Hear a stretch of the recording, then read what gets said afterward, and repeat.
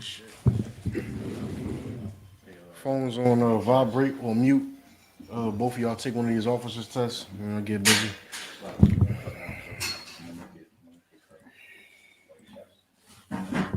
Check, check, check, check.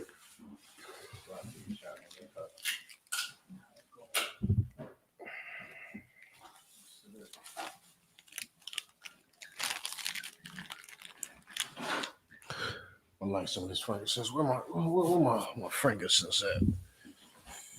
This thing ain't seen the light of day since. Your brothers tell me if this bother y'all. I'm trying not to light too much. What is that? Sweet red? Okay. No, I'm just saying. I just wanted to make sure you ain't get that sangria. It was cool at first, but that shit just be a little too bubbly. That real sangria. They ain't got it in there. They don't got it in there. No, I wouldn't have took it. I got a slave after this, man. You could get Kashak like that. You can't get me. You can catch Kashak like that. You ain't catching me like that, brother. I gotta go slave. I gotta go to slave, brother. You went to us when you gave me my name on that feast day. We had a good time. I know. I saw the Kashak face. It was about to go down. I ain't get to use this in a while either. Huh? Yeah. Crack that. Crack. No. Not for that reason. For this reason. Just crack it slightly. You don't want the smoke to go directly out. What you do want to? Last time I did that, smoke along and all that. Baby, I got a motherfucking torch, man. Let me tell you something. I love this little torch. I might just carry this motherfucker around.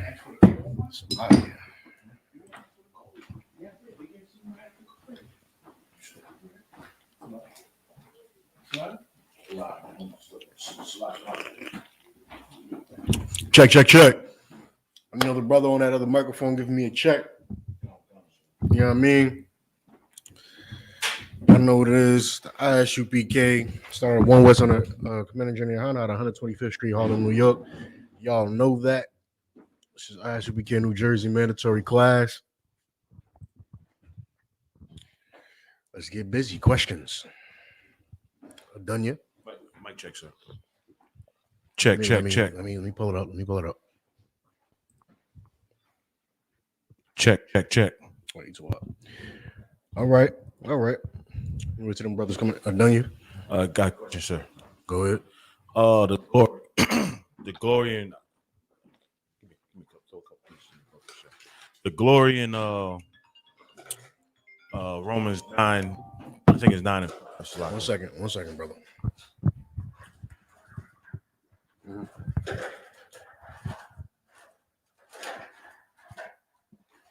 That's a bit much. An hour is cool. Overnight is too much. I'm not sure what it does. It just sounds. I know that's one possible thing that could happen. But you know I am teaching class, right?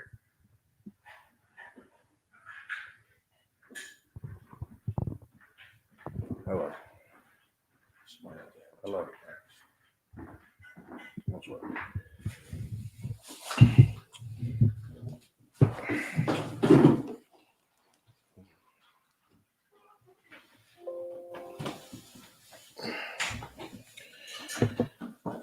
Before it even happened. Okay, done yet. Let's try that one more time.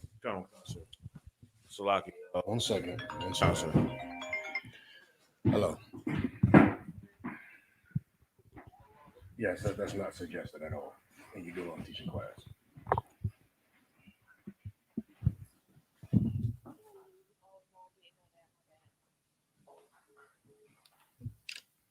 Let's try it again.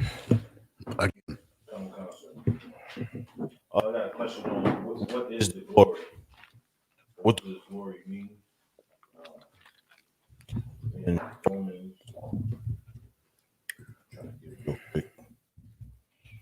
In Romans, chapter 9, verse 5. No. Chapter I know what you're talking about 4. I mean, verse 4. Salaki.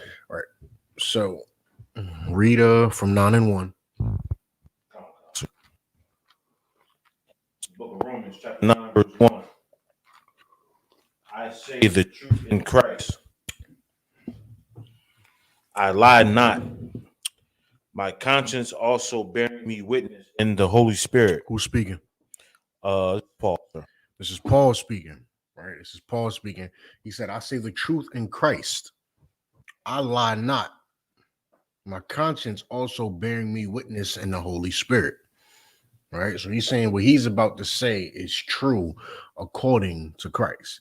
You understand? So if you believe in this Bible, which is about Christ, and you believe in Christ, then you'll know what he's saying is true. What he's about to say is the truth. All right. His conscience also bearing witness, just another way of saying he's telling the truth. Right. I couldn't live with myself. I was lying, basically. Go ahead. Verse 2. That I have great heaviness and a continual sorrow in my heart. You said, I ain't lying. I'm extremely, extremely sad. Read on.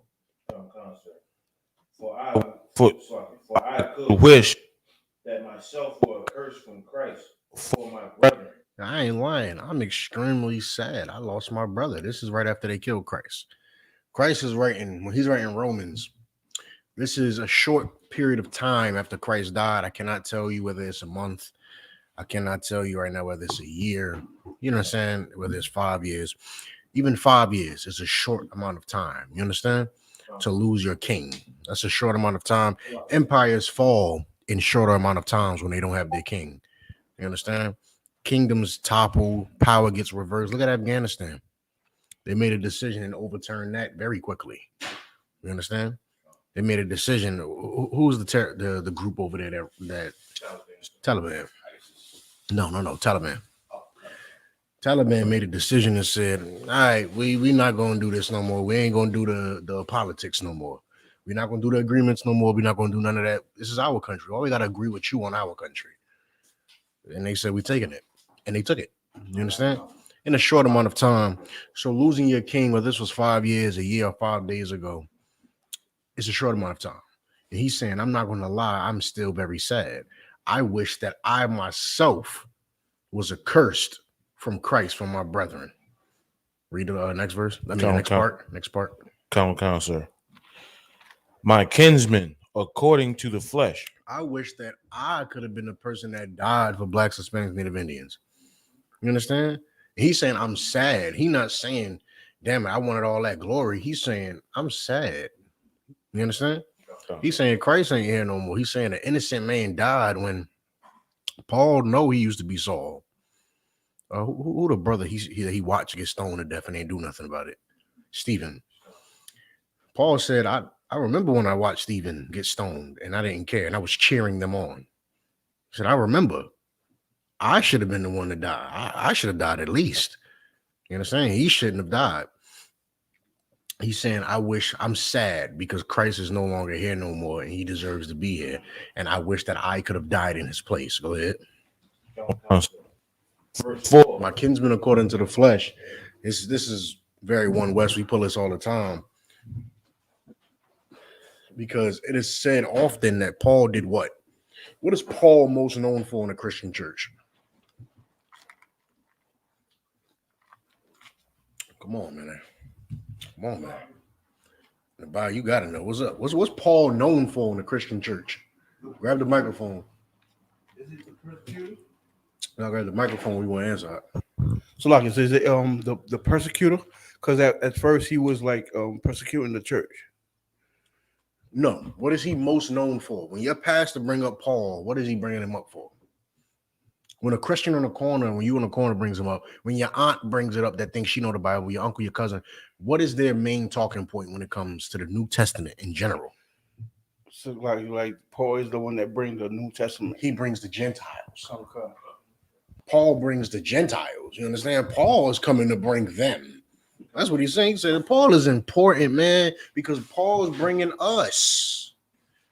They think that we're the Gentiles. Paul is the reason why you get to love Christ. Right. Because without Paul and Christ, it would have just been a Jewish man. all disgusting and backwards. They couldn't have that further wrong, right? They don't know who the heathens is, and they have no idea what Paul came to actually do.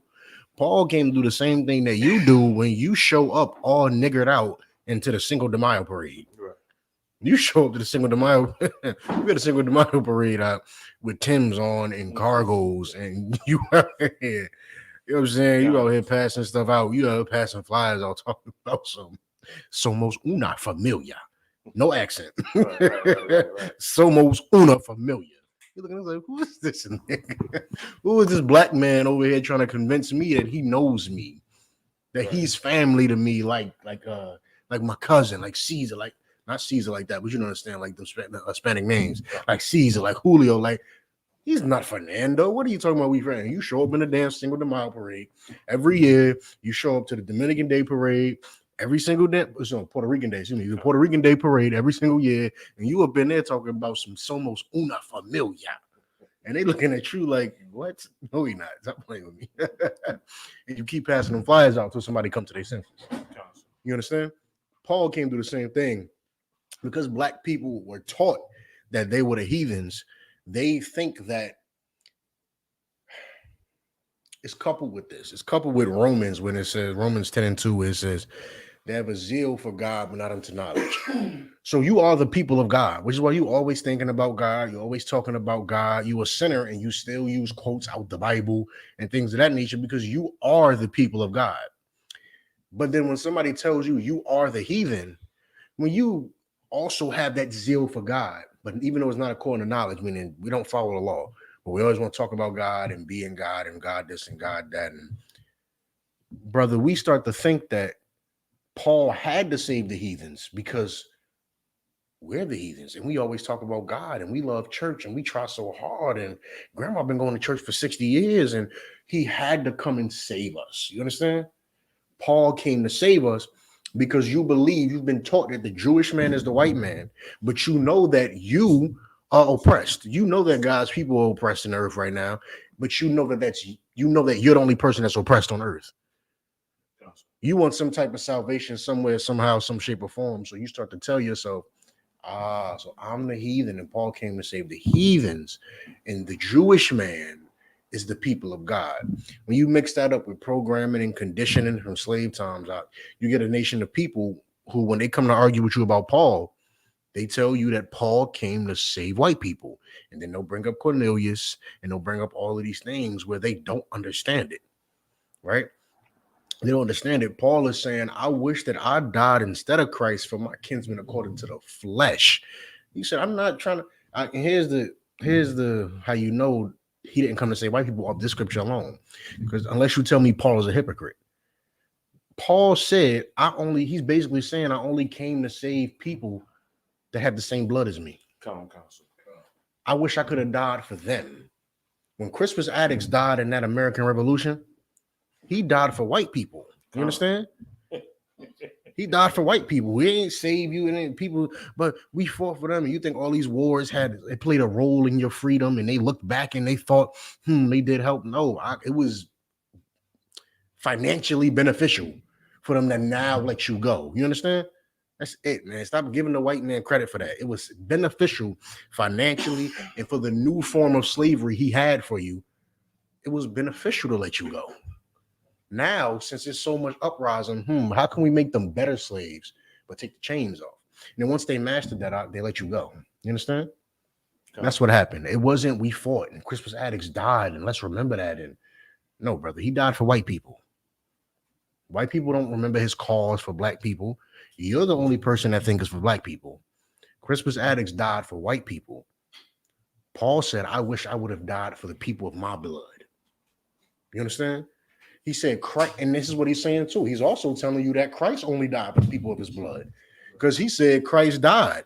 I wish I could have died for the people of my blood. Meaning what? Christ died for the people that was his blood. You understand?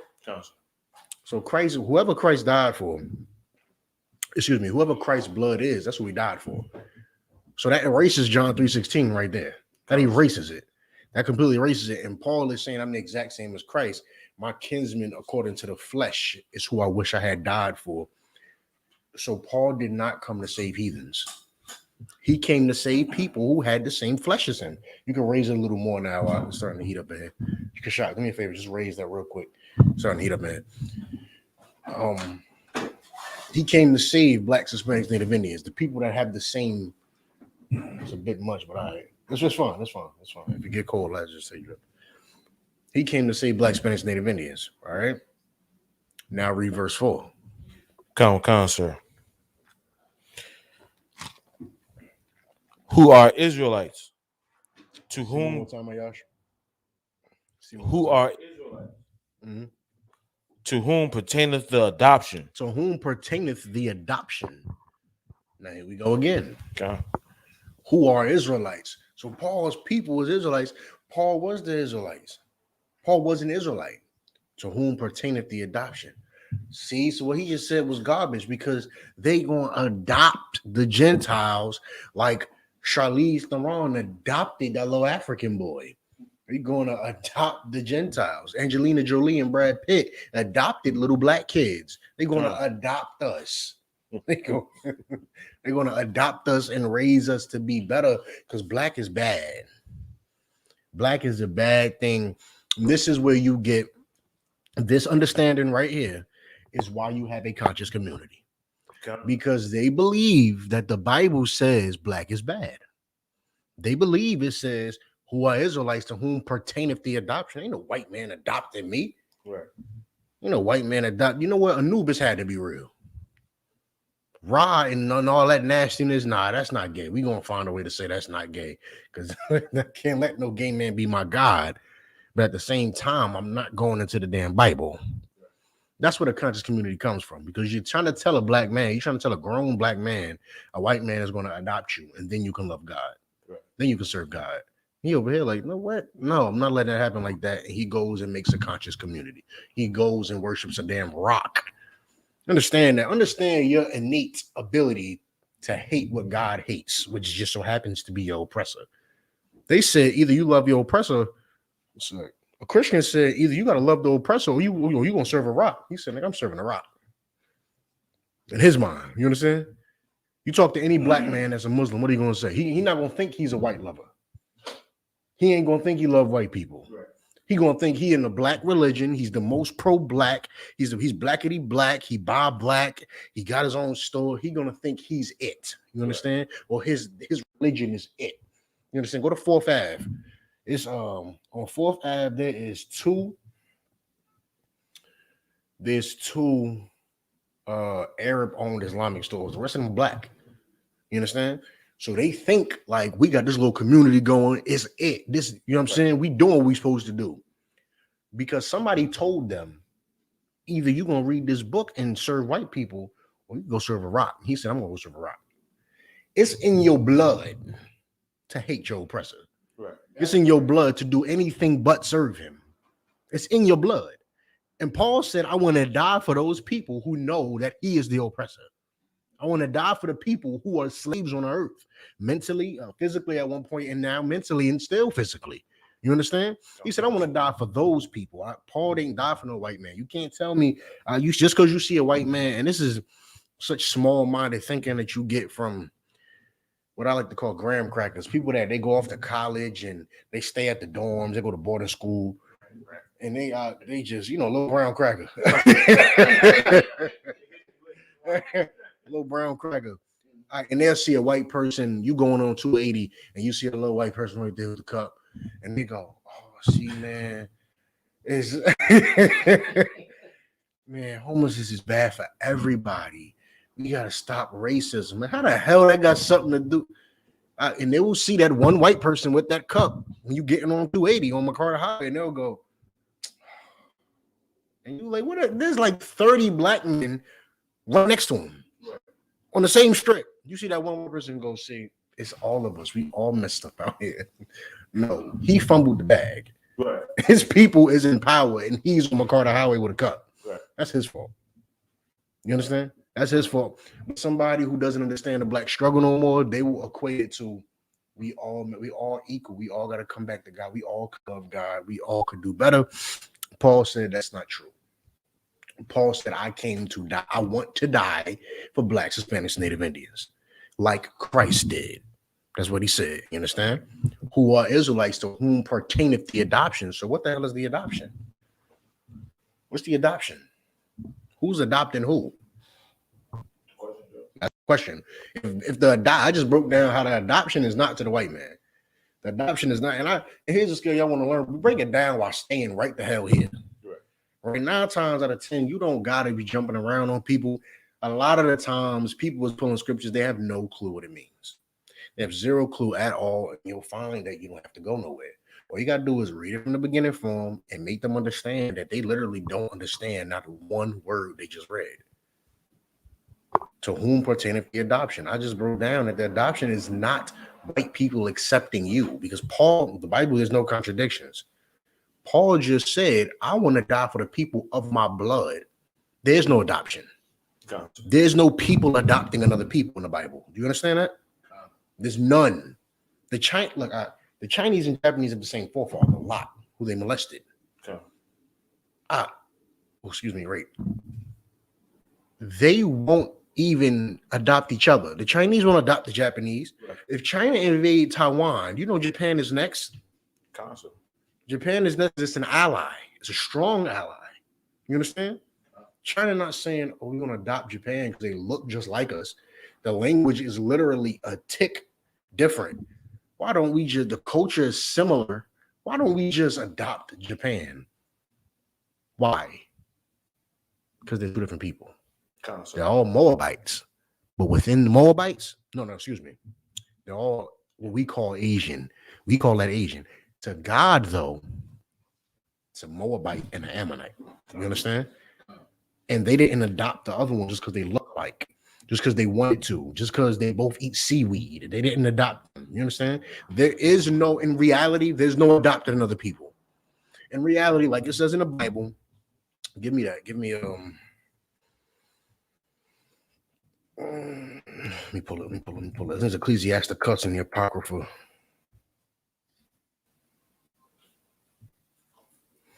All people shall return unto their own. Where is that? Ecclesiasticus 16, Ecclesiastes 16. What the hell is it at? Ecclesiastes or Ecclesiastes.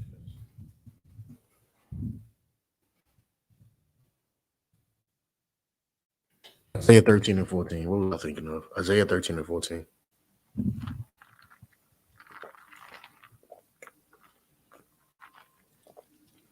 Read that. It's the book of Isaiah, chapter 13, verse 14. And it shall be as the chased roe, and as sheep, and as a sheep that no man taketh up.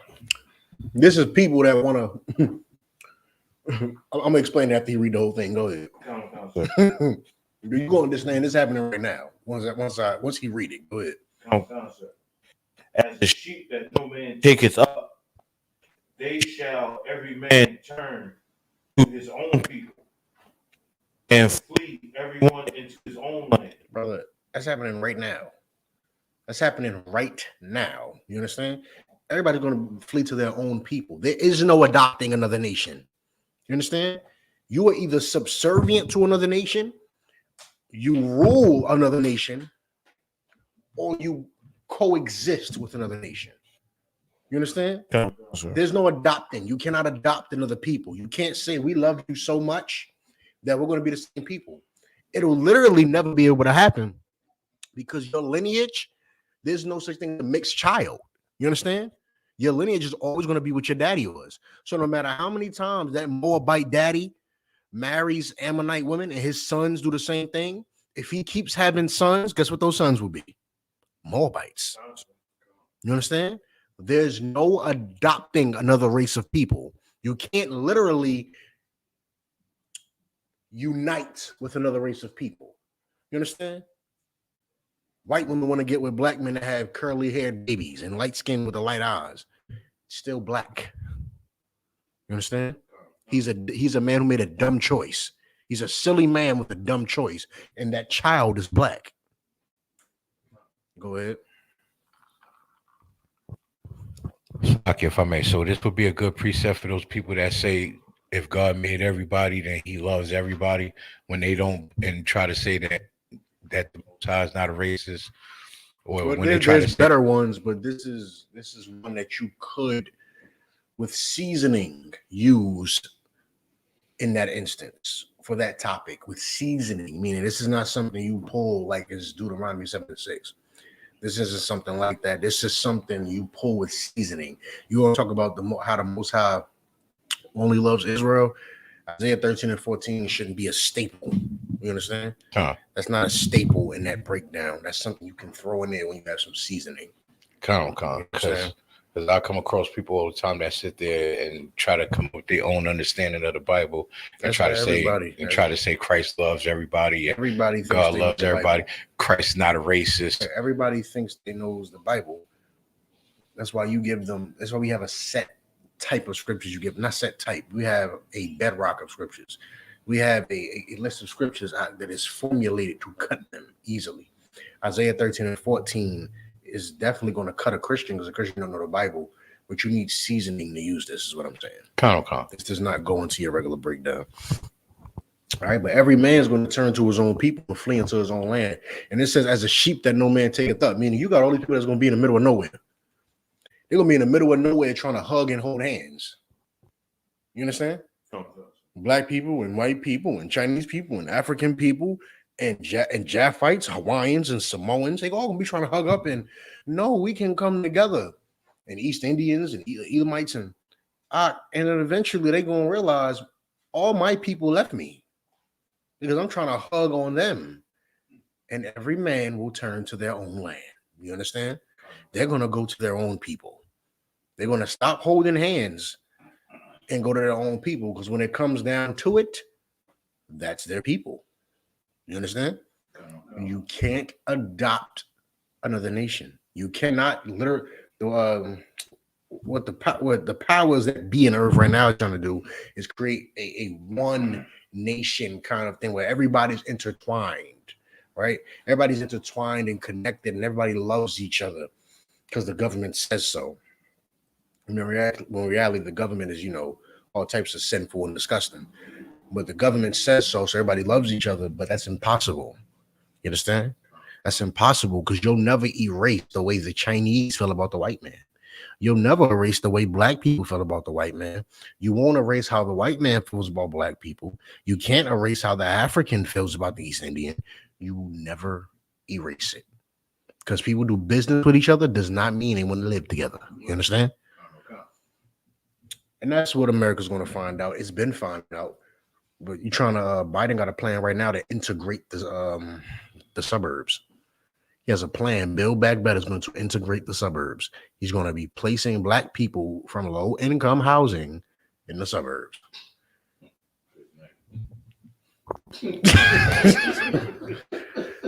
I mean, brother, if you could finesse the house. I'm just saying, them white people do not love you. You can go there if you want because they're going to have the programs in place, but unless it's a mass exodus of black people to the same location, essentially making that town a black town, I wouldn't be doing that. I wouldn't be doing that. Go ahead. I grew up in a white suburb. It was hell. That's all I gotta say. Into my comments, sir. Brother, they'll never forget how they feel about you. You understand? When integration first happened, brother, so many racial hate crimes happened. It was ridiculous. And right now, the only reason it's not going to happen is because of the way the world is right now. Me Too and Alphabet Gang, and they're scared to enact their racism. You understand? Because now the politicians are going to do something to them just because they want to appease certain people, not because they disagree. Understand that. Those white people in power don't disagree with that white neighbor that hates you. They just have power and they want the votes and the money, and they value that over looking good to the common man. You understand? To their common man. They want the money and the power and this and that. So they enact laws and they say they hate racism. When in reality, Biden and Trump and all these other white people who you know that's in seats of power feel the same way as that broad that work at Bed Bath and Beyond that tells you around the damn store. They feel the same way. They just have more power and influence, and they're told to say certain things a certain way and pass certain laws a certain way and do certain things a certain way to maintain the power and the order that they achieved by being secretly racist, excuse me. You understand?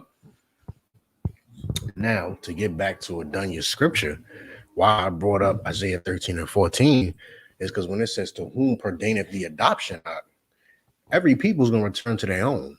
There is no adopting of races. Blacks can't adopt a white. And I'm not saying you can't go to some adoption agency and go pick up Matthew. Whatever. And two gay daddies can go pick up Letitia. It's possible. However, there is no racial adopting. You can't adopt another race. Like you like to invite white people to the cookout. It's not real. You understand? It's not real. There'll always be a white person. And you'll always be black. There's no adopting it. So what the hell is Paul talking about? What adoption pertains to the Israelites? Mm-hmm.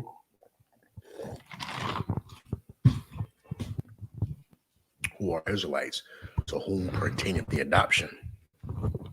It's like, if I may, meaning to whom, like there are Israelites that are in the world that are not awakened yet. So could pertain to the adoption, meaning waking up those Israelites that still lost their sleep in the world spiritually. No. La. Nice try though, but la. Talking about the Israelites, talking about the Israelites that went away from the Most High, went to go serve other nations, and stop following the laws of God. And who were those Israelites? Bless sure. La. That was everybody. Who are Israelites, to whom pertaineth the adoption? There's an old covenant, and Christ is the new covenant that allows everybody to come back to God, because God threw everybody away. Remember that? The adoption is God picking you back up. You understand? To whom pertaineth the adoption? Mm-hmm. When you mean We were all thrown away. First was the Northern Kingdom, and we watched them fall as the Southern Kingdom, which you know is Judah, Benjamin, half of Levi. Northern Kingdom, Ephraim, Manasseh, Gad, Reuben, all of those, and the other half of Levi was in the Northern Kingdom. We saw the Northern Kingdom fall from sinning, and as the Southern Kingdom did nothing, they continued to sin themselves. They said, "Oh, that's cool, whatever," and continued. Then God threw us away, threw the Southern Kingdom away. To whom pertaineth the, you can come back to God. As an Israelite, you can come back to God. The adoption pertains to you. You're the thing getting adopted. You're the fatherless child now. And now he's going to adopt you. You understand? He was a father to you. And you did not want him to be your father. So you became a fatherless child. And now he's come for you again to adopt you because of his son. You understand? To adopt you because of his son. You understand? To whom pertaineth the adoption is talking about the Israelites. You all can be adopted now. Christ is talking to us as a whole. We can all be adopted now because Christ died. You understand? He's speaking on the severity of what Christ did. Christ died, and he's this way saying, I'm sad and I'm sorrowful, but he's also understanding that he had to do it. You understand?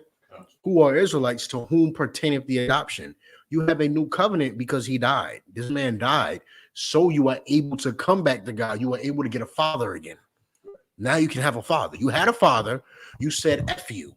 I'm going to go hang out with them boys in the corner. He said, go. You went to jail. You got shot a couple times. this, that, and the third. You walk with a permanent limp. And your father shed a tear because his perfect son died, convincing him that you were worth saving. And he came back to be a father to you again. You understand? Read on. This is your question, the glory.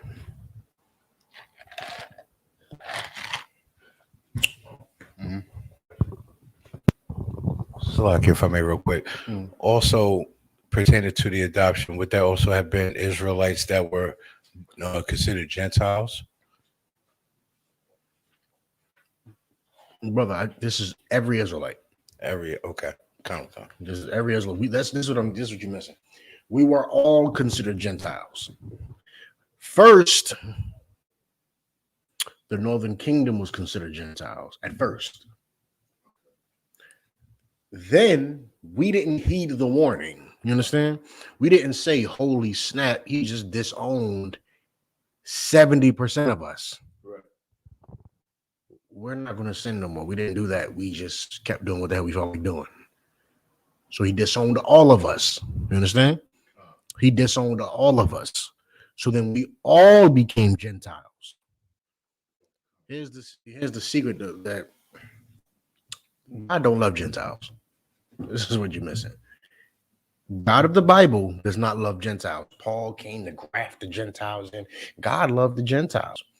Paul came to graft the Gentiles in who was Israelites, acting like Gentiles, who are labeled Gentiles because they chose not to follow God. When it grafted them in, means he told them that they can no longer be Gentiles. They must follow God again. God doesn't love Gentiles.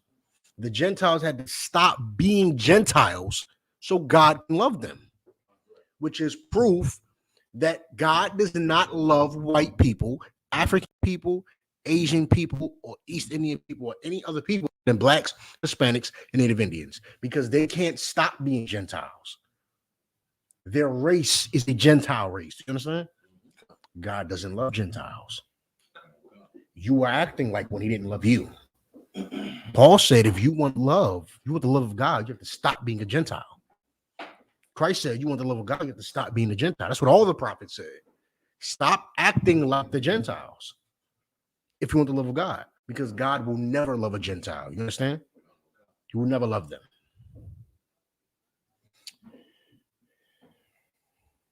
What is the glory?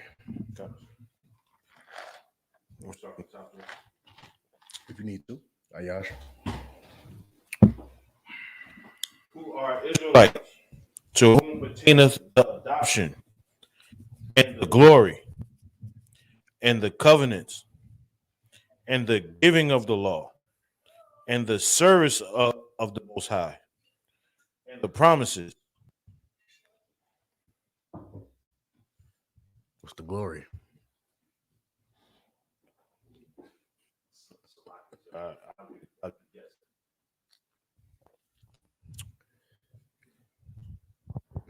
What's the adoption? Being brought back into the family, being brought back to the Father. What's the covenant? The agreement that we had to serve the Most High. Laws. What's the giving of the law?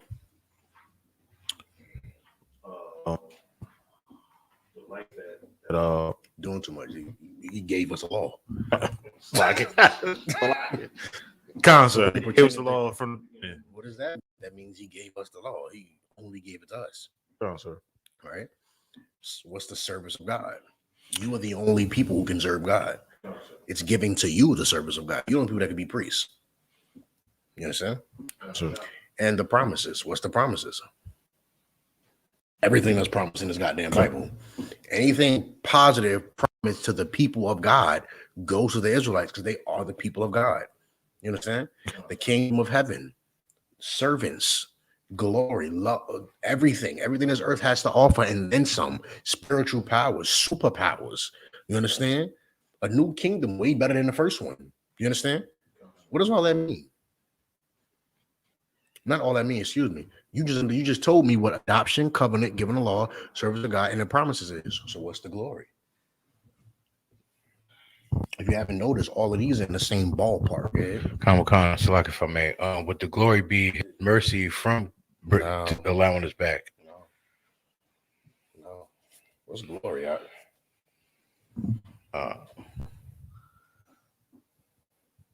What's glory to you? What's glory to you? The fulfillment of serving my brothers and sisters and keeping the laws. That's honorable. What's glory to a man? That's honorable. What's glory?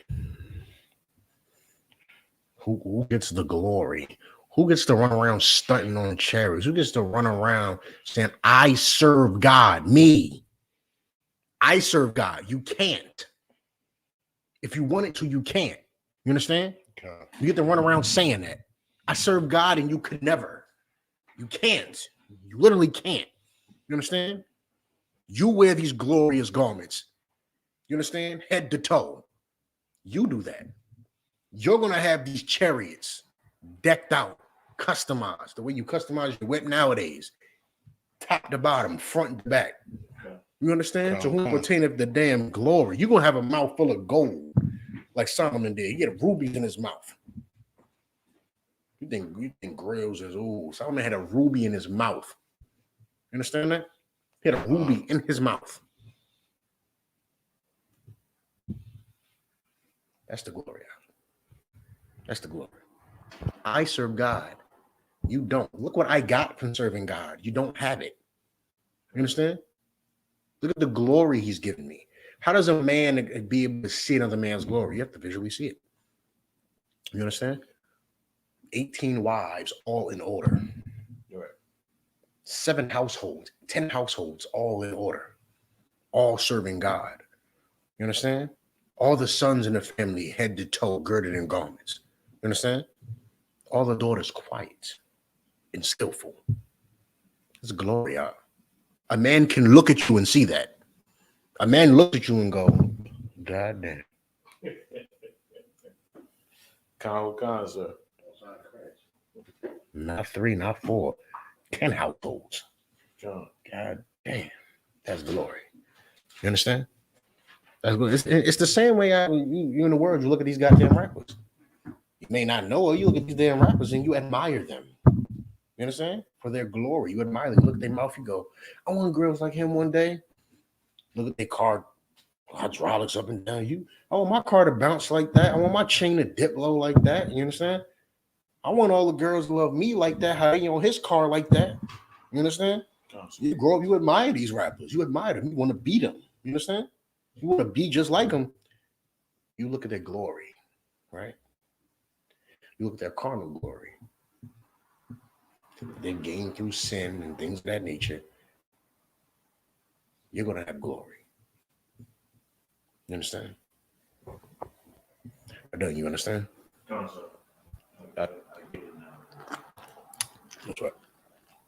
Questions?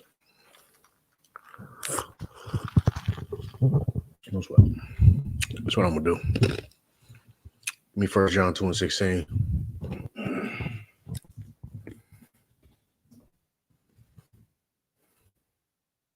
For me to get into my topic. Time for me to get into my topic. Give me 1 John 2:16. We covering pornography and the reason why some brothers just have bad relationships with women. We're gonna talk into some and into the reason why you can't control your woman. We're gonna talk into all types of. We're gonna get in your business out. You're gonna get in your business, and we're gonna help you understand why you have problems with women. Go ahead. Okay. It's the book of 1 John, chapter 16. Excuse Salakia. John chapter 2, verse 16. Got it? For all that is in the world, the lust of the flesh, and the lust of the eyes, and the pride of life is not of the Father, but is of the world. Brother, when you looking at that screen, what is going through your mind?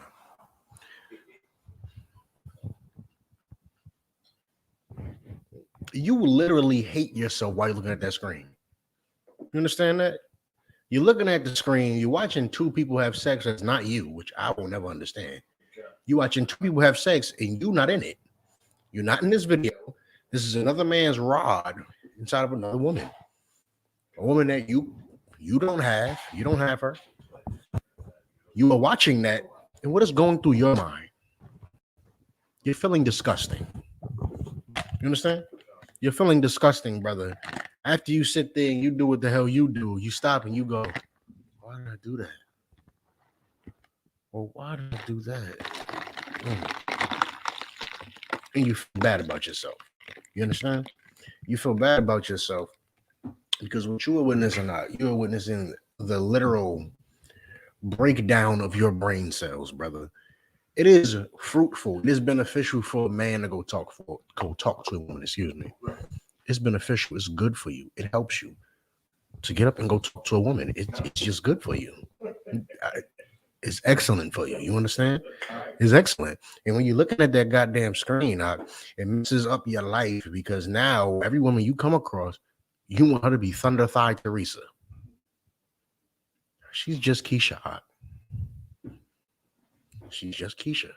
Now, Keisha can do some amazing things. But you want Keisha to be Thunder Thigh Teresa. And because that's what you want, you will never be satisfied with what Keisha gives you. Even if what Keisha gives you is better than Thunder Thigh Teresa, you want what you saw Thunder Thigh Teresa give to that disgusting heathen on that goddamn camera. When I mean heathen, I'm talking about a person who was like that. I'm not just talking about white people, blah, blah, blah. Y'all, I don't get what the hell y'all be watching. So like you. Y'all, you tell me what y'all be watching. Never Brother, got into that want, even in the world. No sweat. You want Keisha, he lying.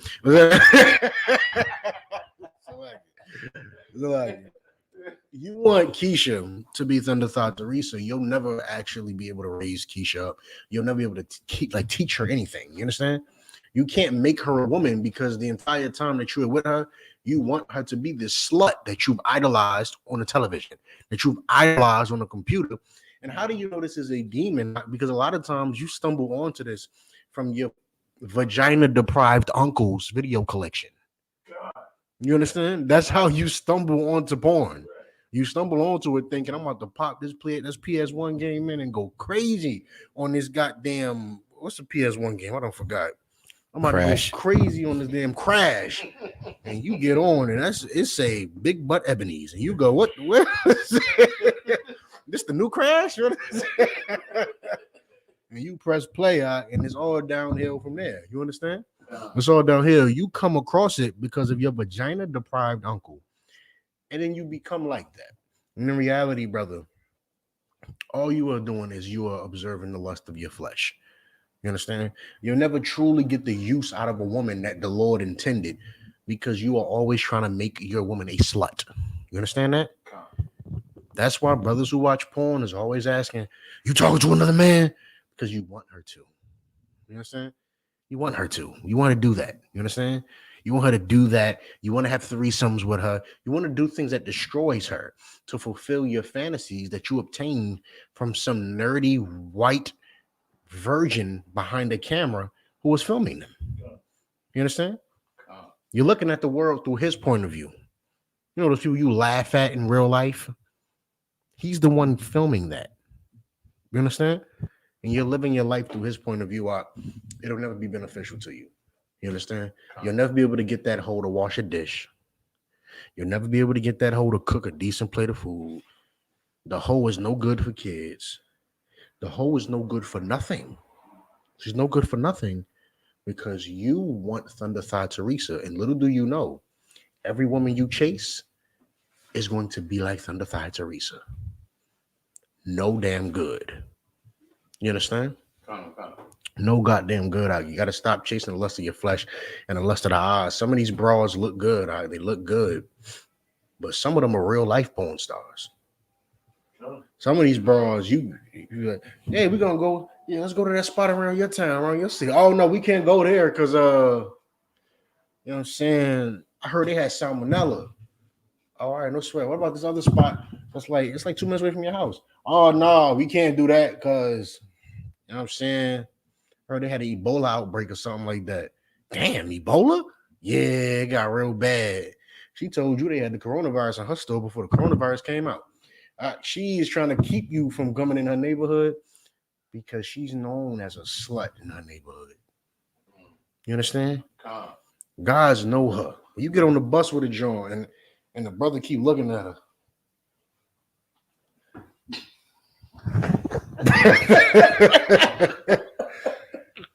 Brother, it's all bad. You understand?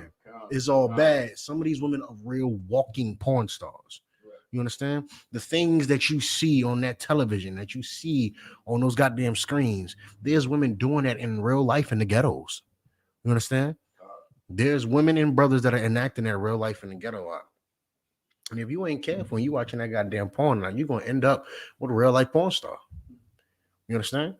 With a real life porn star, and that's a lot of you baby, you brothers, babies, mothers in the world. A lot of your baby mother is a real life porn star. She can't go where she was born.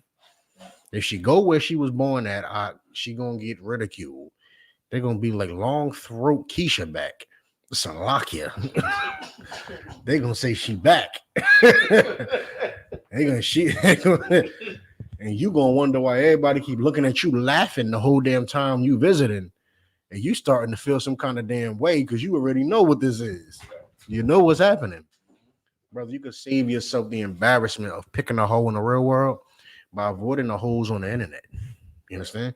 Avoid these goddamn thoughts on the internet. Avoid these damn porn stars on the internet. You understand? Avoid them.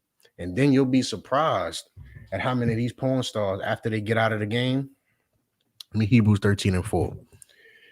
When they get out of the game, they cry and they tell stories about how they was abused and molested and manipulated and raped in the industry. You understand? They tell stories about how they was young, wide-eyed at 18. I'm not telling you some made-up story to sound good. You can YouTube this. And how they'll tell you, I wanted to be an actress in Hollywood. I wanted to be an actress in LA. And he just kept saying, do this one role. Just do this one role. Okay, now do one more. Do one more. Do it one more time. You'll be surprised at how many of these famous actors who are women, actresses, have that secret tape somewhere. You understand? Because they are told, just do this role, right? Do this role right here. Just do this one for me real quick. You understand? Do this one for me, and then I can see if I can get you in the next Fast and Furious. You understand? Then I'll see if I can put that word in that Fast and Furious. You'll be surprised, Doc. They get on there and they say he was raped, molested, and touched. You should not be watching them on your screen, Doc. You understand? It's going to harm the relationship you got. This is exactly why you have a horrible sex life with your wife, because you want her to be these porn stars. You want her to be these goddamn porn stars. And she's not the damn porn stars. She's a real woman who can give you real sex. You want her to act, basically. You understand? You want her to act. They're acting on screen. They're acting on screen. Watch their interviews. They'll tell you the same thing I'm saying. They're acting. You understand? They're acting. It's the same thing when you go to the damn movies to watch a movie, except it's sex. They're pretending. You understand? They are pretending. When you see Denzel bust off 1,000 shots and you run into him in person, you don't expect him to bust off 1,000 shots. You understand? You run into an average black man, you don't say, oh my gosh, he's an assassin. So when you run into an average woman, why do you want her to be a porn star? You understand? Give me Hebrews 13:4. Con. It's the book of Hebrews, chapter 13, verse 4. Joachim got it. Marriage is honorable in all, and the bed undefiled, but whoremongers and adulterers God will judge. Brother, marriage is honorable in all. We'll find you a sister. Don't want this to go over your head neither. Make her your hoe. Damn right. That's right. You understand? She's your hoe. She's not a hoe that you made yours. Right.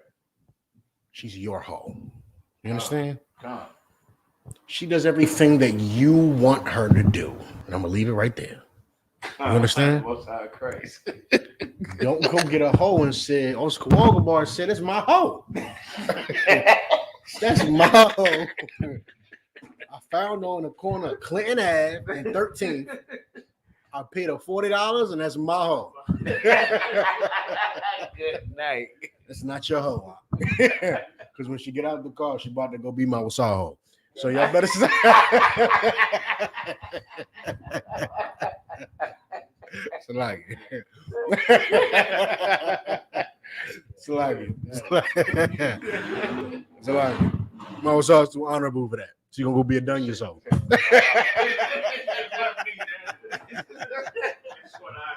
He said, man, I had that 2 days ago. Stop. The point of the story is go get a woman who's after your mind and have her do what you want her to do. You understand? Stop having stop watching movies. Stop watching sinful, illicit movies on your phones, computers, and televisions and expecting real women to do that. You understand? Stop expecting real women to be. I'll be honest, I really don't know none of these porn stars' names. Stop expecting them to be that. I know brothers back in the day was big on some broad named Pinky. It's a lot. It's a lot.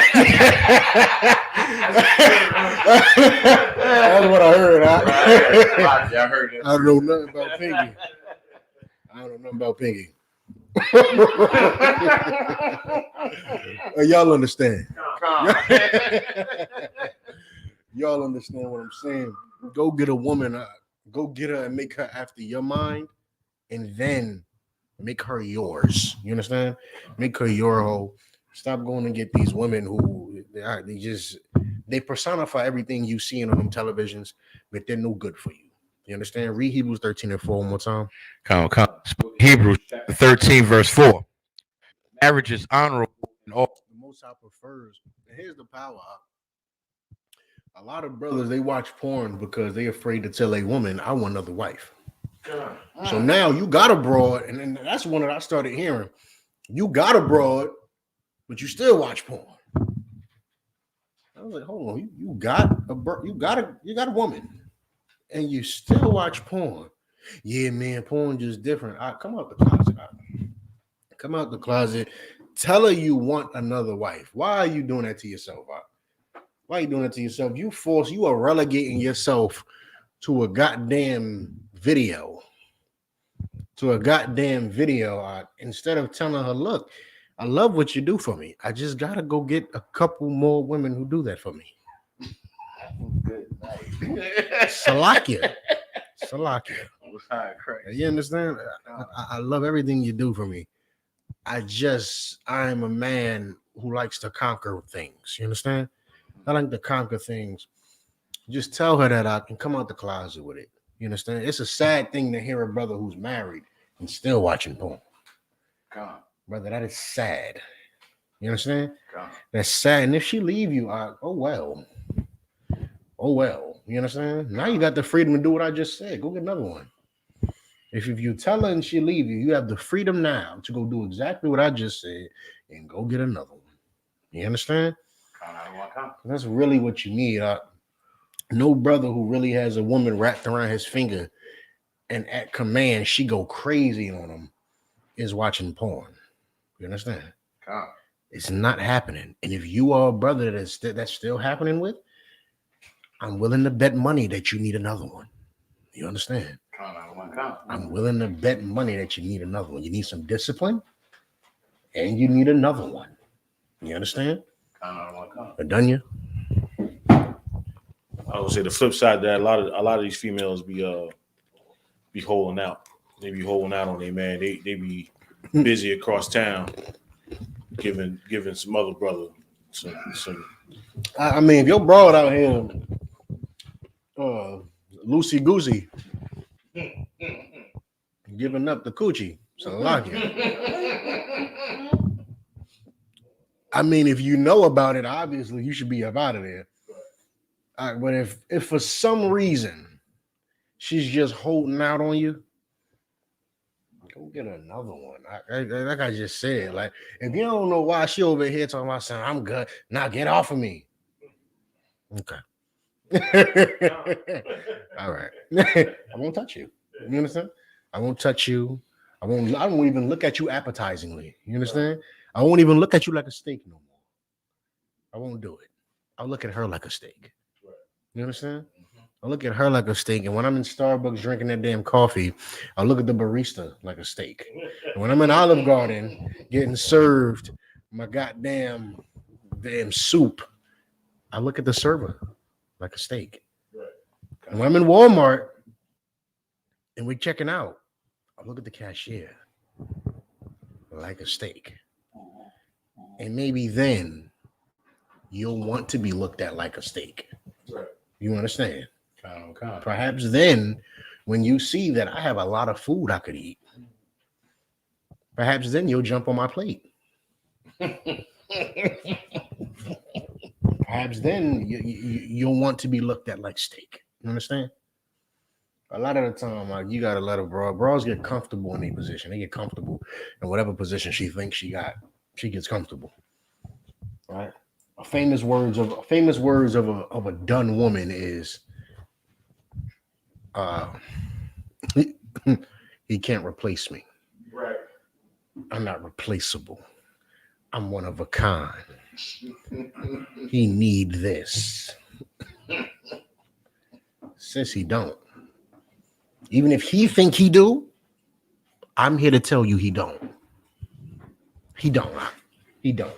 And if he's in here, I'll tell him he don't. In front of you. I'll tell him in front of you. You don't need it, and you don't need her. Women get comfortable in a position that they do not. You have never secured your position. As a man, you have never secured your position with God. You work every day to prove that this is your position. You understand? What the hell make her think she secured hers? She ain't secure a goddamn thing. Stop letting her believe she has. You understand? Come on. Give me Matthews 5:28. Let me give you just a little game too. Like the women that in the world, y'all may not want to hear this. In the world, the women that stay with brothers is usually the brother who cheat on them. What they consider cheating. You may not want to hear that, but that's the woman that stayed with that brother. She gonna cause a fit. She gonna throw a plate. She gonna lock the door. She ain't giving her box up to nobody else. You understand? That's usually the sister that does that, because women need to know. Now, of course, there's a whole bunch of different variables in those situations, but I'm bringing it up as a blanket statement to let you know women need to know that they are not secure. You understand? They're not secure. Now, if you choose to have one wife, brother, go ahead. I have nothing bad to say about that. Go ahead. It's not for me, but go ahead. There's plenty of women who, if they're righteous and you just have one wife, she'll still keep her place. She still meaning keep her place, meaning she'll still be a good woman unto you. You understand? She'll still be a good woman unto you.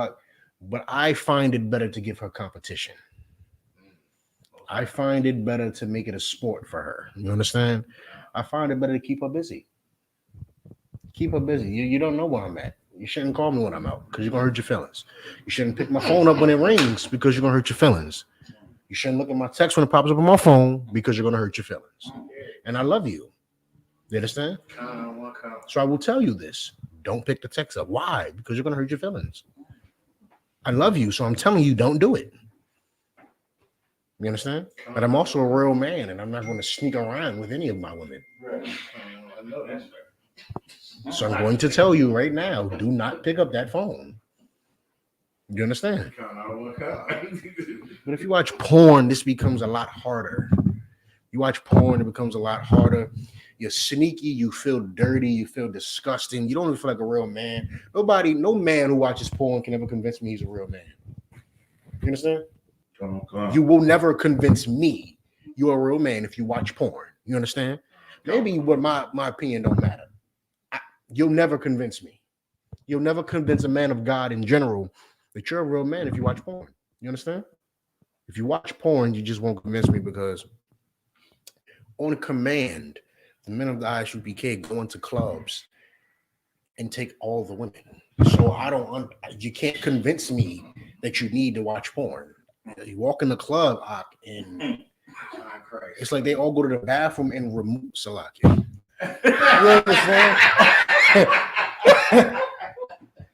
Do you understand what I'm saying?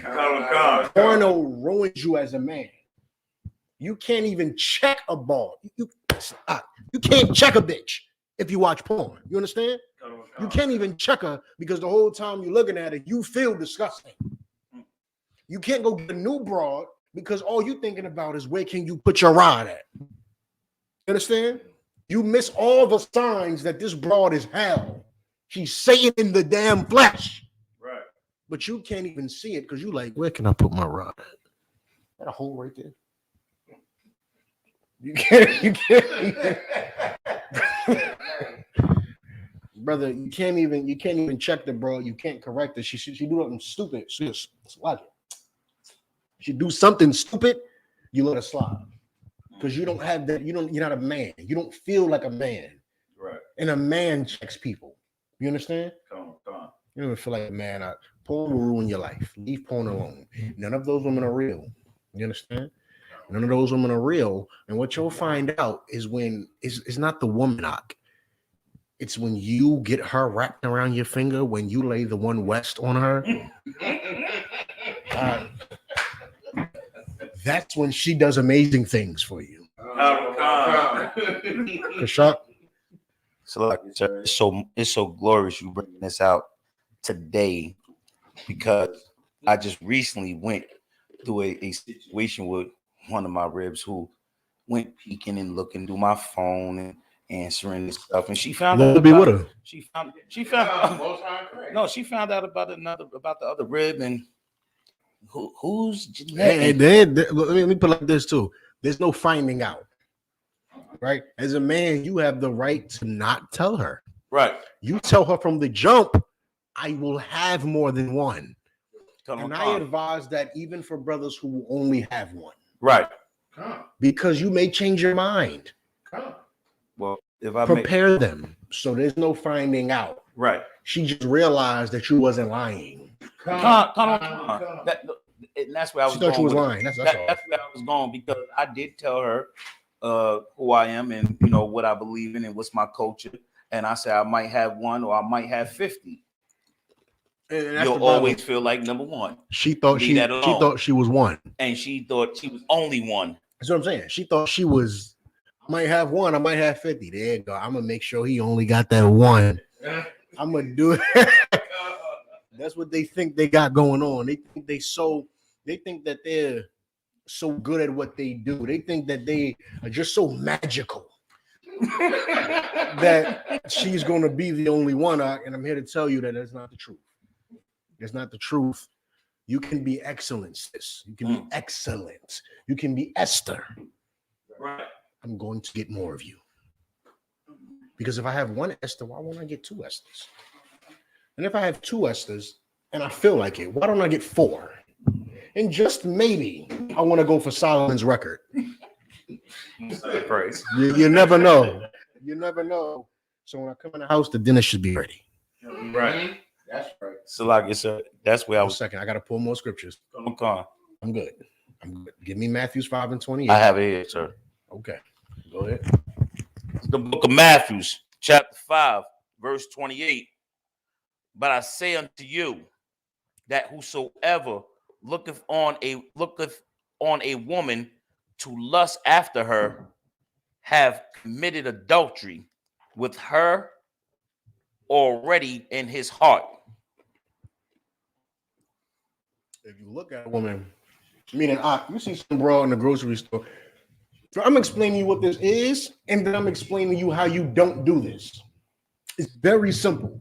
Because you're going to be like, oh, man, if I can't even look at her, how am I know I want her?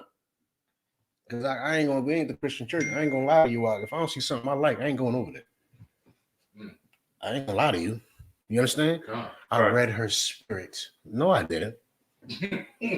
I ain't know nothing about her spirit until I talked to her. I saw something I liked, and I went over there. So how do you avoid this lust with your eyes? Read it one more time. Come on. Book of Matthew, chapter 5, verse 28. But I say unto you that whosoever looketh on a woman to lust after her have committed adultery with her already in his heart. Heart meaning your mind. Scenario.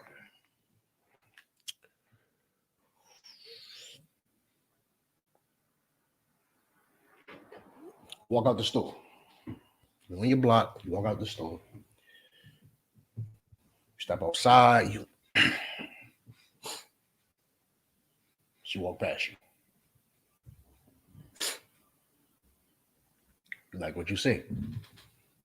What's the difference between lust and not lusting after her?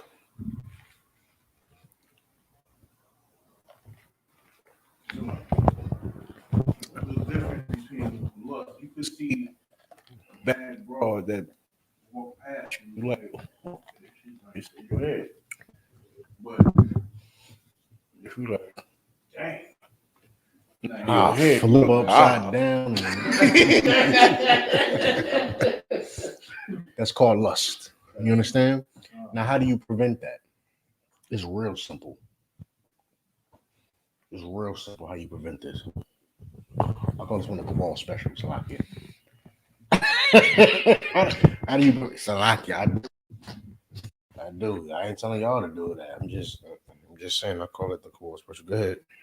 If I may, basically it's self. No.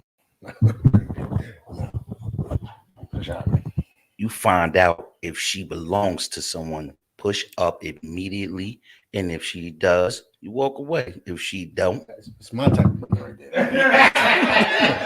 It's my type of brother.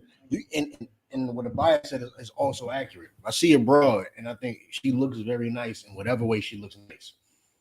Oh man, this is nice. And I keep pushing about my day. I ain't about to keep thinking about the broad or nothing. I got stuff to do. Now, if she's going to be one of the things I put on my to-do list, then I'm going to do what Kashak said. I see her. Excuse me, sir, come here. Let me holler right quick. Immediately. That's how you stop the lust. Because if you don't, now what you're doing is,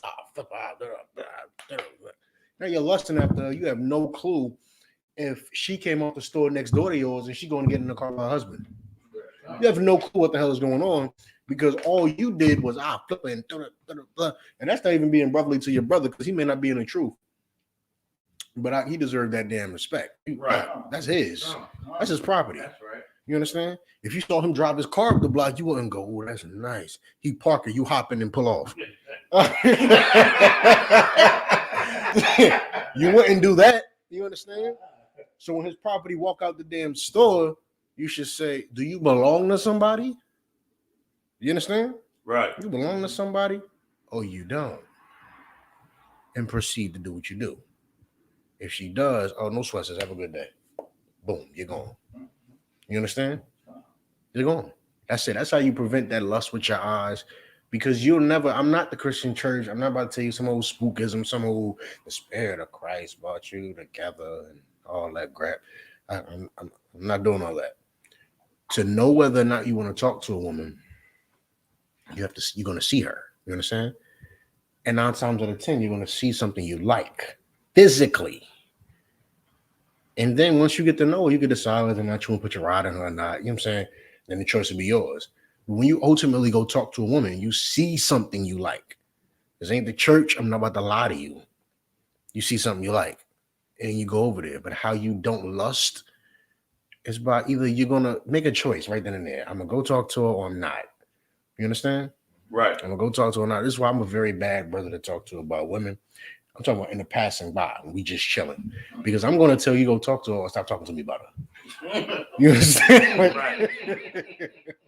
I'm very bad to talk to about women. You're going to think I'm being very rude, and I'm not. I just don't care about all that. I'm not in the business of that. You understand? Right. I'm in the business of, oh, you like her? Go talk to her. Because if I like a woman, I'm going to go talk to her. You understand? That's it. I don't want to talk about her. I have no interest in that because that will turn into lust. And also, what's the point in talking about something you're not about to go on? You understand? Right. I'm not a fan of talking about the goddamn Ferrari I'm never going to get. You understand? I'm not a fan. Yeah, if I could get it, I would put twin turbos. That's not me. That's just not me. You understand? That's just not me. I'm talking about something. Be like, yeah, I'm gonna get that. And when I get it, I'm gonna put twin turbos on it. And That's me. You understand? Right. I'm a very bad brother to talk to about women in a pacifier. Go ahead. I'm just gonna put it out there. What about if you got in my slavery? Slavery is divided between two brothers. There's a brother and there's the father and who owns everything, but there's two brothers who split. Now, one Very common situation. A father who worked his ass off, Salakia, to get what he has. And he has sons. He has two sons. Now, this is a very white problem because in our culture, the elder just gets majority. You understand? Right. It's that simple. The elder gets majority. It's a very white problem. That's why it's a very common problem, though. It's a very common problem when you have multiple sons. I got a quick question, sir, if I may. If you got, okay, you said the eldest get it, but what if the elder of your children is a girl? Then it goes to your elder son. Your eldest son. It goes to the son, right? It has nothing to do with the girls. It's your eldest son. Now, you could have 17 girls and one boy, and it goes to the majority goes to the boy. Now, if you only have girls, then it will go in whatever order you would see fit. You understand? But if you have a son, if he's an only son, majority, and he has other siblings though, but it's not men or guys or boys, he gets majority. You understand? He'll get majority. Small little differences and whatnot, and it is their right to get it. So you can hate the little mop. You understand? You can hate him. It's his birthright. You understand? It's his birthright. That's why Esau can hate Jacob all he want. You gave up your birthright. You understand? You can hate the black. You can hate black people all you want as a white man. You can hate us all you goddamn want. God ain't gonna change his mind. You understand? God ain't gonna change his mind because God honors what he honors. You understand? He said the elder shall serve the younger. Watch. Rebecca said that's crazy. You understand? Why would she say that? Because she knows it's not our culture to do that. The elder serving the younger is not our culture. The elder gets majority is our culture. Then he came out and sold his birthright, and then Rebecca understood, which is why Rebecca favored. You get what I'm saying? That's why Rebecca favored Jacob, and Isaac favored Esau, for the meat and stuff like that. But Rebecca favored Jacob because Rebecca said, no, it's not, bro. It's not happening. Whatever he's talking about, it's not happening. And then she found out Esau sold his birthright, and she said, oh, you understand?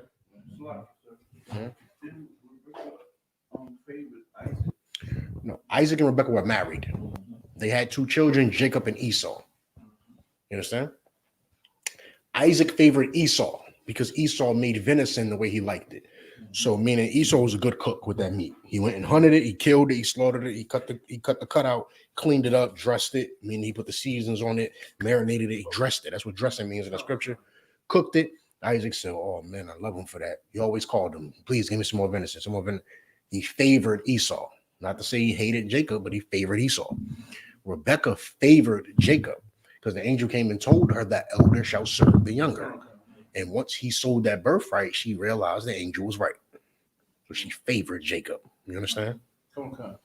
Well, the prodigal son, right? And Salaki, sir. One second. Salaki, sir. But He need that mic though. You did. Salaki, sir. But in the prodigal son, right? Wasn't it the youngest son that took his the prodigal son a movie or something? No, it's in the scriptures. I thought you said in the prodigal son. I'm talking about in the scriptures. I thought he was going to me to break down a movie. I'm like, I can't do that. The son that went away, and that they call it the prodigal son. The son that went away, he took his inheritance. That might and be then a Christian term. And he came back, and then was it the elder brother that stayed with his father, and I guess he's still You have to working. pull it. I think I vaguely know what you're talking about. I vaguely know. I gotta find it. You have to pull it because I can't give you a breakdown on something that I can't see. Yeah. So yeah, if I may, right? Break down to Matthew 5:32 when it say, Is it on topic? yeah, it's still about the about sisters and Okay, women go too, ahead, right? go ahead. Yeah. Right? All right. They say, but I say unto you that whosoever shall put away his wife, saying for the cause of fornication, cause her to commit adultery, and whosoever shall marry her that is divorced committed adultery. So my question to you is that, okay, you meet a sister and everything, her man do her what? She don't want he don't want to deal with her no more.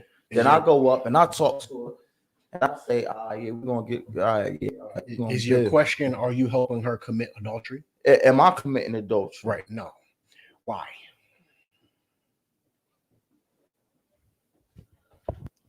It's like I wouldn't be committing adultery because it's like I just had it. If she was with a brother and then I started talking to her, basically because he threw her away. But if I didn't properly vet her, didn't know that, and I just met her and Nothing to do with not knowing it. She could tell you straight up. okay, so like all right. Not sloppy, sir. What I'm saying here is says, and I know what the scripture says. Shall marry Mhm. that divorce committed adultery. So you asking, are you committing adultery? And I told you no. That sounds like a contradiction, but it's not. Why?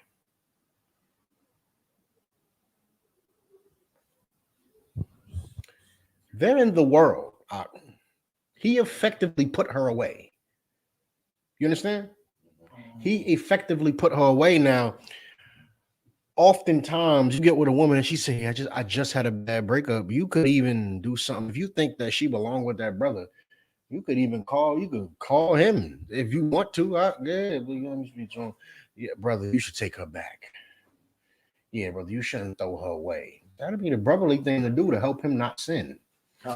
But if he says, man, that I'm done with her, I want to do with that mother, her, and all that.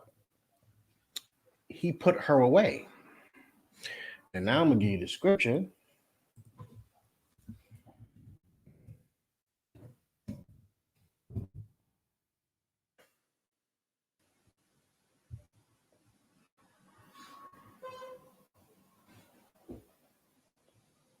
First Corinthians 7:8.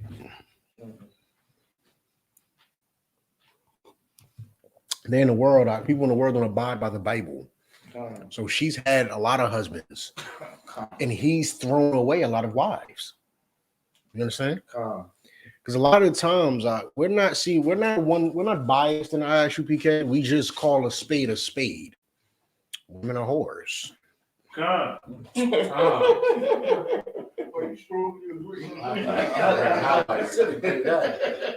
You understand? Is we just call a spade, and that's the truth of the matter. And there also are brothers who have women that be like, I'm not leaving you. You ain't putting me away. You can't sleep with me and throw me away. And a brother be like, man, get the away from me. And he refuses. There's plenty of that.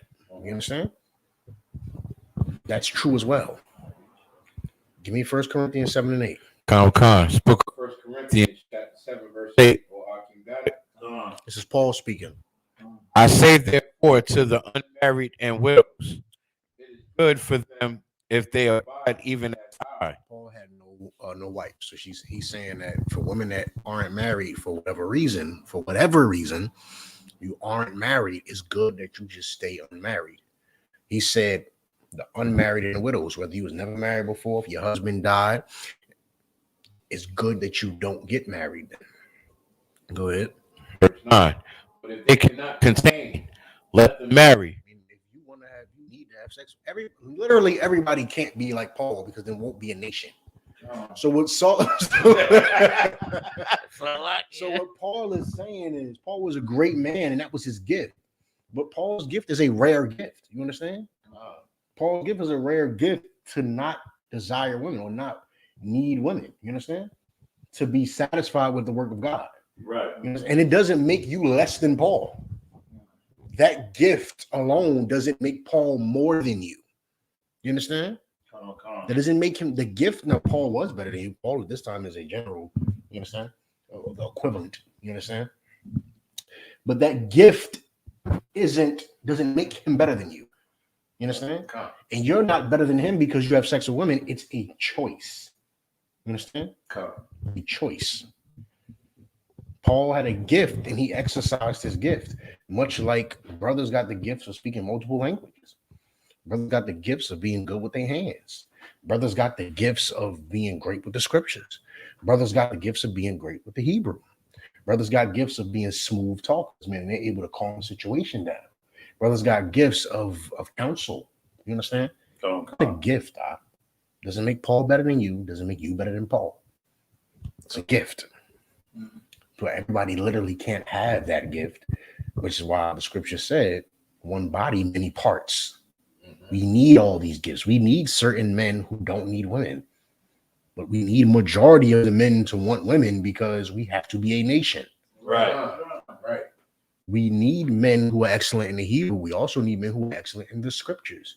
We need men who are excellent calming stuff down, and we need men who you call when shit gets shaken. You understand? You need that. You need both. You understand? I'm the latter. Don't call me. Don't call me to calm nothing down. I can do it because I'm trained to, but I'm better. Shaking it up. Just my Saul's like that. You understand? Just call me when you want to shake it. When you want to shake something up, call me. Don't call me when you want somebody to calm down. I don't want him to calm down. I want him to do exactly what he's doing because it's going to justify me doing what I'm about to do. So please continue. Right. You understand? But there's some brothers, you just have different gifts, and we need them all in here. All right. It's good that they abide as him. He's saying that, just saying it's his gift is a good gift, right? Think that you look at Paul, but like, I don't want that gift. He's saying that because you love women, right? Paul loved women too. He just had that gift where he didn't need them. If he wanted to, he wasn't under a vow or oath. He could have got a woman. You understand that? Right. He had a gift to where he was able to live his entire life without one. All right. He's saying, don't look at my gift like it's a bad thing or feel sorry for me, because I wish all of y'all could be like me. All right. Because he's saying I just be able to focus on the truth so much and do so much for the Lord. It's so excellent. You understand? Right. Read 9. For it is better to marry than to burn. No, read 9 from the top. Okay, kind of. But if they cannot contain, let them marry. You need a girl, go get a girl. You need a woman, go get a woman. You understand?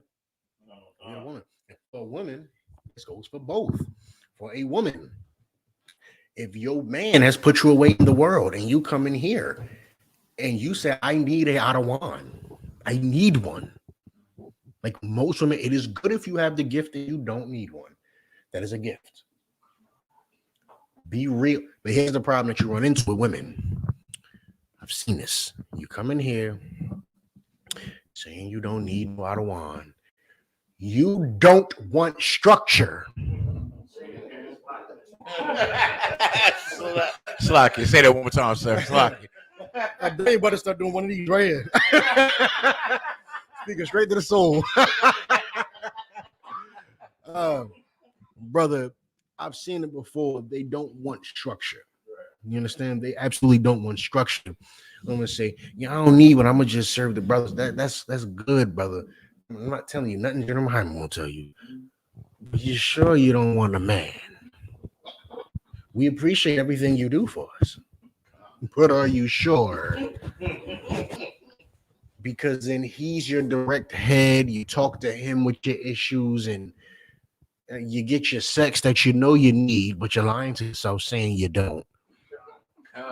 You understand? brother, it's just better that way. And he's saying, I wish y'all all could be like me. But then he said the real thing. He said, but in reality, go marry if you need to. You understand? I wish you all could be like me, but you can't. It's literally, you literally can't. Or it won't be a nation. So please go marry. So my Wasab, she in the world, somebody put her away. Now the situations be different. If she be like, yeah, I was in a relationship a week ago, you'd be like, oh. Then you could be like, well, you sure he don't want you? Because I ain't about to be in the middle of no damn nothing. He ain't knocking on my door. He ain't about to be threatening me. He ain't about to be doing none of that. Because before that, he could just have you. You understand? And in that situation, you can call him and do the brotherly thing and be like, look, I met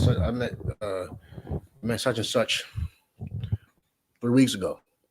She had mentioned you to me, blah. I just wanted to make sure, you know what I'm saying, that you was done with her. It was, you know what I'm saying? That's the brotherly thing to do. You can do that.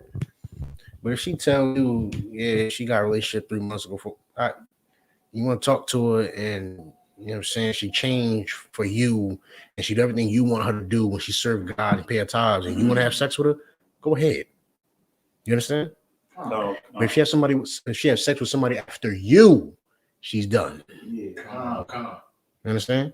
Before she was ignorant. She wasn't in the truth. She wasn't in the truth. You understand? You threw all those girls away. You understand? You threw all those girls away. She had sex with all those men. You came in here and changed your life. She can meet you and change your life. Be careful. She met you and changed her life. You understand? So you can have sex with her. And you're not an adulterer for doing it. Go ahead. Sir, if I may, I guess the worldly way is the prodigal son, or that's the statement of it. But in the scriptures, it's the lost sheep, lost coin, and a lost son. And this is the book of Luke, chapter 15, verse 11. Read it quickly. And he said, a certain man had 2 sons. Read it. Come on, read it. And the younger of them said to his father, Father, give me my portion of goods. Give me the portion of goods. Give me the portion of goods that falleth to me, and have divided unto them his living. And he divided unto them his living. So my question here is, okay, because the younger gets one as well. He gets a piece as well. He took his money and then caddy on him. He can do that if he wants. But then, he came back, the elder in this one, I remember it for the most part. I'm pretty sure I remember the elder son. Then the father said something like the elders got mad because the father welcomed the son back into the home. He went and squandered his money, his wealth, and was in pigsties and something of that nature. And somebody said, "Go home to your father," or something. And the elder son got mad. What's your question here? Okay. You're trying to paraphrase a lot. You're going to get something wrong. What's your question here? The question here is about the younger son, right? So then, if he done squandered his money, do he then get more? Read verse 20. Read verse 21. Verse 21. It's book of Luke, chapter 15, verse 21. Mm-hmm. And the son said unto him, Father, I have sinned against heaven and in thy sight, and am no more worthy to be called thy son. It's after he blew his money. He blew his inheritance money, right? He blew all his. That's not a white thing. It's a young man thing. Right. Foolish young men will blow their inheritance. You understand? Come. Go ahead. 22. But the father said to his servants, bring forth the best robe and put it on him, and put a ring on his hand and shoes on his feet, and bring hither the fatted calf, and kill it, and let us eat and be merry. Read the next one. For this my son was dead and and is alive again. Mhm. He was lost and is found. So he was happy his son came back to him after he blew all his inheritance, because he loves his son, even though his son was stupid. You understand? His son was stupid. And he said, Father, I blew all my money. I have no more money left. I've sinned against you. I've sinned against heaven. I don't deserve an inheritance. Father, please just hire me as one of your servants, because I know you have the money to pay me. You have bread, you have water, and I'll be able to eat and earn a living. Would you please just hire me? And he said, I will not hire you. You are my son. Give him the best robe. Can I create a feast? My son is back. You understand? Now, this is obviously because he came humble, right? He came humble. He said, give me a job, basically. Can I please have a job? He ain't say, you owe me, I am your son, because surely this would have went different. You understand? He said, I've sinned against you. I should not have done what I did. I should not have asked for my part and split like that. Usually you get your inheritance when your father dies. You understand? Right. He said, give it to me now. I'm leaving. Like a rebellious 17-year-old, 16-year-old, whatever. He could be grown according to age, right? He's still his son. All right? Right. You understand? Rebellious child of a father.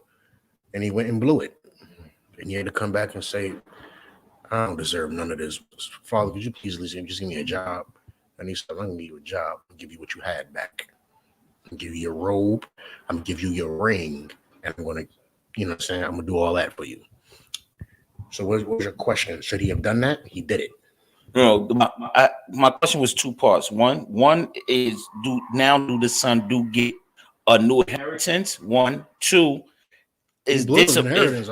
So that's okay. That's about that part. And two, is this about the Lord taking us back? Yes, this is a parable. A parable about the Lord. This is a parable about the son that left. The son that left. Israel left the Lord. Man, I'm good, man. I got my gifts. I'm the salt on earth. I'm good, man. I can play. I can do football. I can do basketball. I can rap. I can sing. I can play the trumpet, the harmonica. I can do gymnastics. Man, give me my inheritance and I'm leaving. Give me my inheritance and I'm leaving. He said, all right, here you go. You left.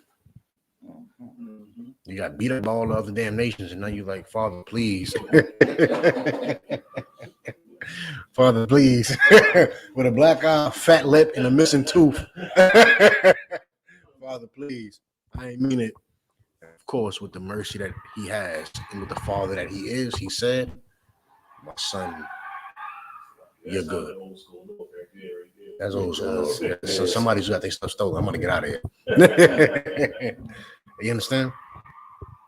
The father said, my son, what was yours is still yours. And I'm going to give him this robe, make this feast, do all this. The same thing that the Most High is doing for you now.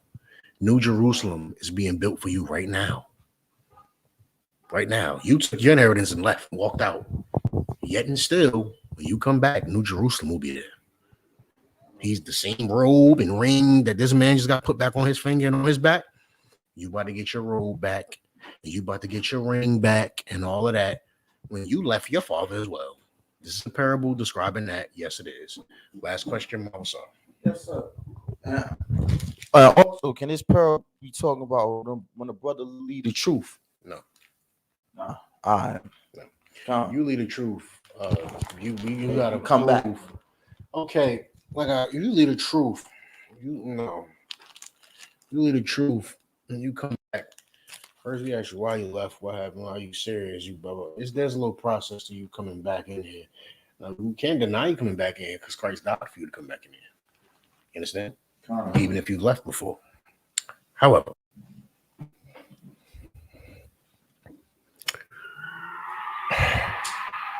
if you leave, I'll give you a prime example. A brother left. He had his robe. He had his Hebrew Academy cup. He had it. He left. We took it. He came back.